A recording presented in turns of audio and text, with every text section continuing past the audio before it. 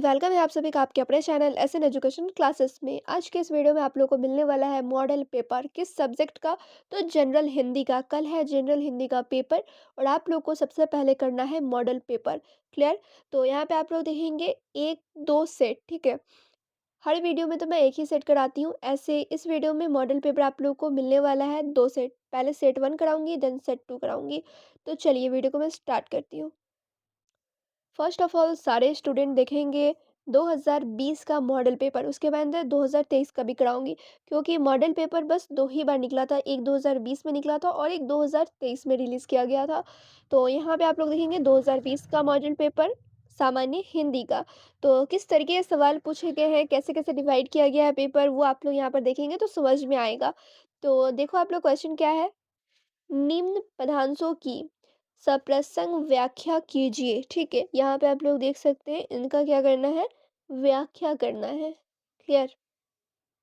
फिर second question में आप लोग देखेंगे प्रश्न 2 में पूछा गया है निम्नलिखित कवियों में से किसी एक कवि के जीवन परिचय तथा रचनाओं पर प्रकाश डालिए। तो यहाँ पे आप लोग देखेंगे एक सुभद्रा सुभद्रा कुमारी चौहान, एक इनके बारे में आप लोग लिख सकते हैं, रस खान के बारे में या फिर सुमित्रा नंदन के बारे में। ठीक है, इन तीनों में से जिस पर आप लोग को याद है उनके बारे में आप लोग लिख देना, उनके जीवन के बारे में लिखना है। अब ज़रूरी नहीं है कि आप लोग के एग्ज़ाम में इन्हीं के बारे में लिखने को कहा जाए, आपके चैप्टर में से किसी भी लेखक के बारे में एग्जामिनेशन में पूछा जा सकता है। तो उन सभी के बारे में थोड़ा डिटेल वे में आप लोग पढ़ के ज़रूर जाना।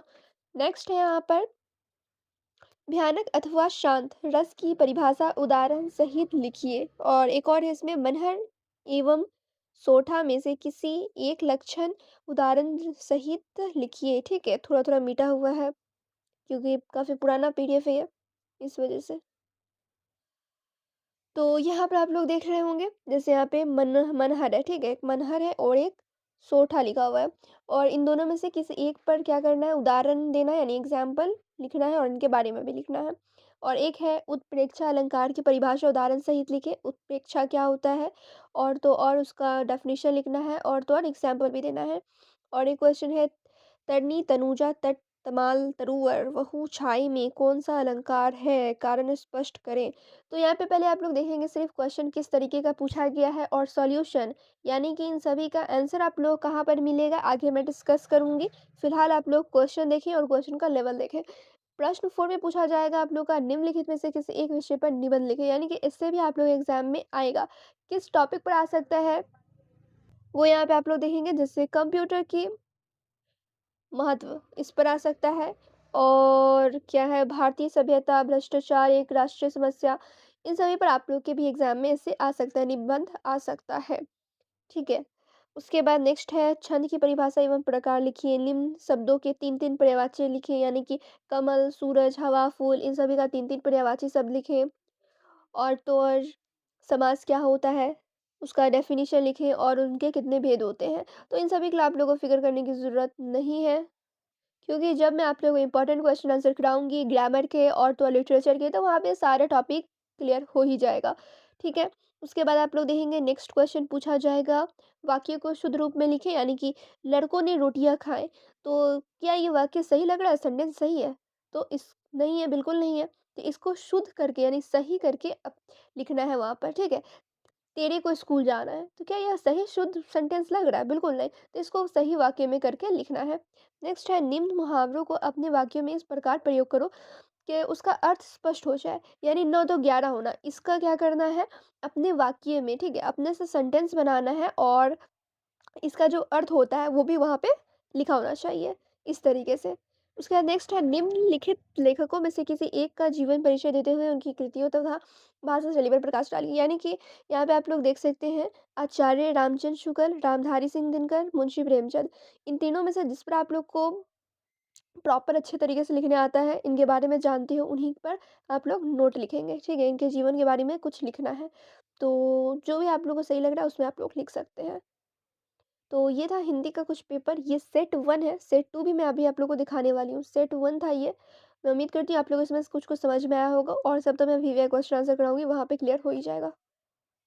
तो यहाँ पे अब आप लोग देखेंगे सेट 2 मॉडल पेपर का और ये है 2023 का मॉडल पेपर। क्लियर? और एक चीज़ ये सब मुंशी मौलवी का ही है, आलिम का मॉडल पेपर रिलीज़ नहीं किया गया, अगर किया गया भी है तो मुझे वो पीडीएफ नहीं मिला है, ठीक है? क्योंकि एक प्रॉपर पीडीएफ जो कि यूपी मदरसा बोर्ड की ऑफ़िशियल वेबसाइट पर था, तो उसमें सब मॉडल पेपर है सभी सब्जेक्ट का, लेकिन आलिम के हिंदी का नहीं मॉडल पेपर मिला है, इसलिए वो मैं आप लोग को नहीं करा पाऊँगी। तो यहाँ पे आप लोग देखेंगे सेकंड मॉडल पेपर में किस तरह ये सवाल पूछा गया है। तो यहाँ पे देखेंगे सबसे पहला सवाल है, निम्नलिखित कथनों में से कोई एक कथन सही है, उसे पहचान कर लिखिए। यानी कि 1, 2, 3, 4 4 कथन दिया हुआ है और इसमें से कोई एक कथन सही है। जो सही है उसका आंसर नीचे लिख देना है कि अच्छा ये वाला सही है। ठीक है? यानी कि ये मल्टीपल चॉइस क्वेश्चन आंसर है। नेक्स्ट है यहाँ पे, निम्नलिखित कृतियों में से किसी एक कृति के रचनाकार का नाम लिखिए। तो ये सब एमसीक्यूज़ में है। जो मैं वीवीआई क्वेश्चन कराऊँगी वहाँ पे तो हो ही जाना है सब कंप्लीट। फिर आप लोग देखेंगे सेकंड टाइप का क्वेश्चन है, निम्नलिखित में से किन्हीं 2 प्रश्नों के उत्तर लिखिए। ये सब आप लोग के बुक से लिया गया सवाल है, ठीक है? ये सब जो आप लोग चैप्टर्स पढ़ेंगे उसी में से क्वेश्चन ये सब बना हुआ है। नेक्स्ट आप लोग देखेंगे, निम्नलिखित गद्यांशों में से किसी एक के नीचे दिए गए प्रश्नों के उत्तर दीजिए। यानी कि यहाँ पे आप लोग देखोगे पैराग्राफ एक दिया हुआ है, इसको पढ़ना है और इसी में से कुछ क्वेश्चन दिया हुआ है, उसका आंसर लिखना है। तो ये तो बहुत ही ईज़ी है, आप लोग ये पढ़ेंगे और इसका जो भी क्वेश्चन का आंसर बनेगा, इसमें से ढूँढ कर लिख देंगे। नेक्स्ट है यहाँ पर उसी तरीके के सवाल दिए गए हैं और इसके अलावा ठीक है, बस इतना ही है।